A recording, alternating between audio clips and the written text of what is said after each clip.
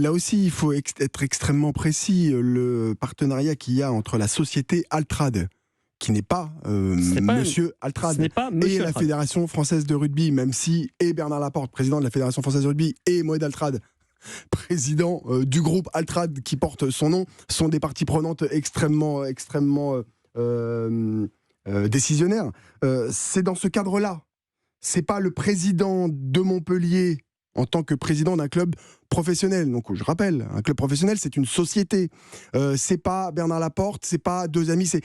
Les sujets sont à mettre sur les bons chemins. Donc, la Ligue nationale de rugby a demandé à ce qu'il y ait des nouvelles élections. Moed Altrad, il est président d'un club professionnel, il appartient à la Ligue nationale de rugby. Peut-être qu'il fait partie de ceux qui a demandé à ce qu'il y ait une nouvelle élection. Je le dis évidemment en déconnant un peu, et c'est de la provoque. Je ne suis pas sûr que lui ait demandé ça, mais à l'unanimité, ça a été fait. Donc, il faut dissocier le fait qu'il soit président du MHR de Montpellier. Il gère sa société qui est dans le sport. Et est-ce qu'on verra pour le match d'ouverture Moed Altrad sur le maillot de l'équipe de France et des All Blacks? Et oui, c'est ce que j'allais dire. Et des All Blacks, parce qu'on a parlé tout à l'heure qu'il n'y avait pas de présomption d'innocence ou de suspension de peine dans plein de pays, alors qu'en France ça existe. Les All Blacks ont 113 millions d'euros signés avec le groupe Altrad. Ils ont dit qu'ils mettaient en charge leur responsable d'éthique indépendant pour voir s'ils gardaient ou non ce contrat, sachant que Moed Altrad était aussi en train de peut-être s'investir dans la Western Province. Je ne suis pas certain que ces fédérations-là, tout d'un coup, avec ces sommes-là, se disent que la personne va disparaître. Oui, ça c'est sûr que ça va jeter un froid dans les relais. Moi, je pense que pour Didier Deschamps, après, il y aura certainement des longues discussions. Mais pour revenir au bleu, moi, je dirais que c'est pas un bleu foncé, c'est un bleu clair, ensoleillé, avec une perspective de potentiel de joueurs assez exceptionnelle. Quand on a vu cette finale se terminer avec 7 jeunes joueurs qui ont, je crois, entre 20 et 24 ans, des Kamavinga, des Thuram, Colomwani, Fofana, Konaté, Upamecano. Je crois qu'il faut signaler une formation à la française exceptionnelle. Je crois qu'on est les meilleurs formateurs du monde. On le voit avec que ce soit la DTN qui a été avec les Blacquart, les Hubert Fournier, les Aimé Jacquet, les Gérard Rouillet. C'est une formation extraordinaire. J'ai passé tous les diplômes. C'est une formation de haut niveau. Ils ont même intégré maintenant une cellule de performance.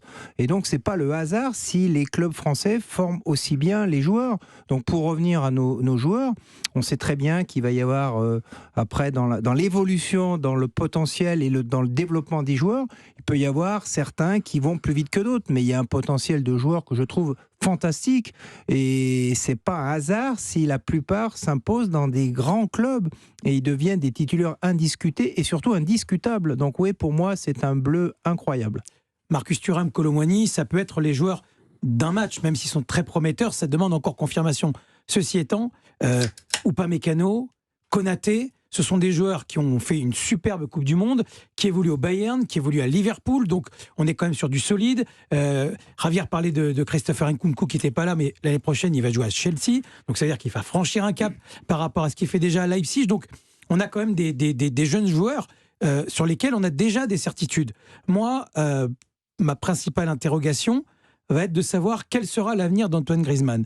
Et d'Antoine Griezmann, en fonction de son envie de continuer ou pas, va découler énormément de choses. Parce que je trouve qu'on n'a pas de stratège.